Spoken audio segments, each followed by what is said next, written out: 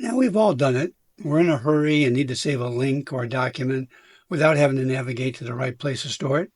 Or during an install, a program asks we would like to have a shortcut put on the desktop. And then you end up with this. Well, that's not good.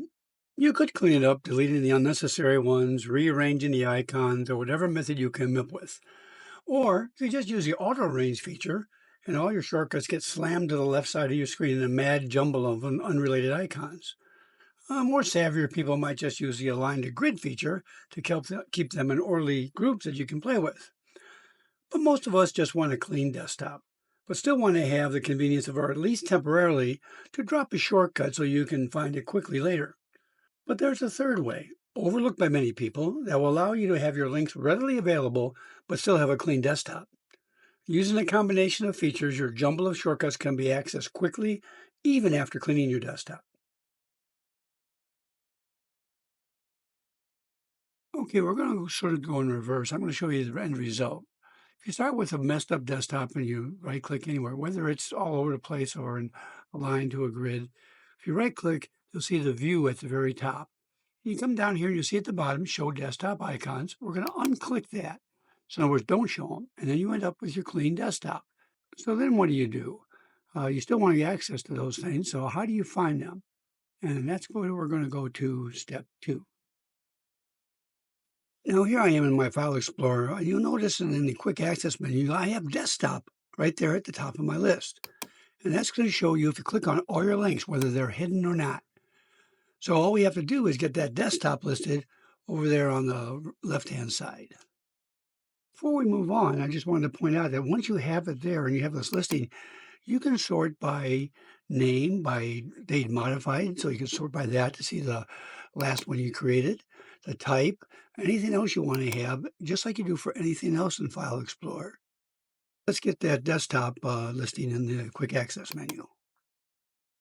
Now you notice I already have it here in my quick access menu. But for you to get to it, let's go to your C drive, which is your operating system normally. You go to users, and you'll find your name listed in the first 4 characters of your last name. And we're going to click on side of that until we find a desktop icon there.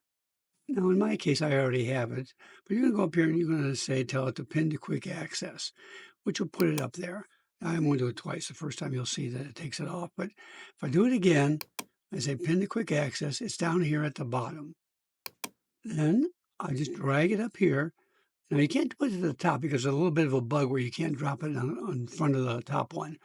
But you go ahead and drop it. Give it a second to refresh because it'll take a little bit. And then you take the top one, pull it down into your second position, and now your desktop link is at the top of the quick access. So now that the File Explorer is set up, we're going to move on to step 3.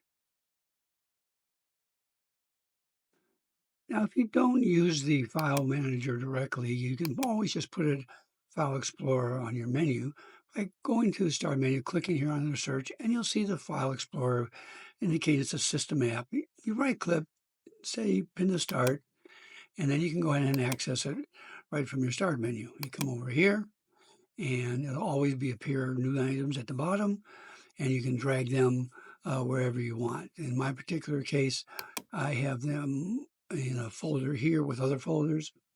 You just rearrange it that way. I need to drag this up here like I like it. However, I very rarely use this because it's a little convoluted. So we're going to get to an easier way to get to the Start menu and then the desktop listing. Now, if you're like me and a lot of people, you use your taskbar. So you're going to want to have a link to this on your taskbar. And there's a couple ways of doing this, but one the best. And as we're going to go over to the Start menu, go back to that File Explorer icon wherever it's at, and open it up. And you'll see here, if you right-click on desktop, there is no pin to taskbar. So how do we get something like that to the taskbar? Well, we're going to go and start from scratch again. We're going to go back over here, click on that, and use the File Explorer that we just had, and right-click on that, and we're going to pin that to the taskbar.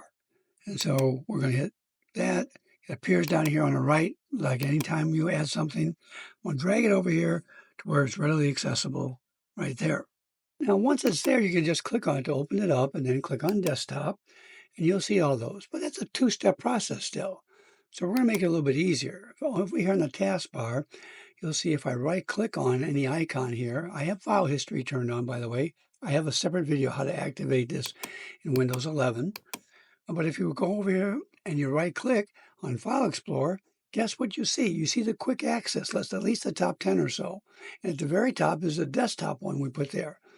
So click on that. Boom, there we are. We're looking at our desktop icons that are hidden, but available with just a couple of little clicks.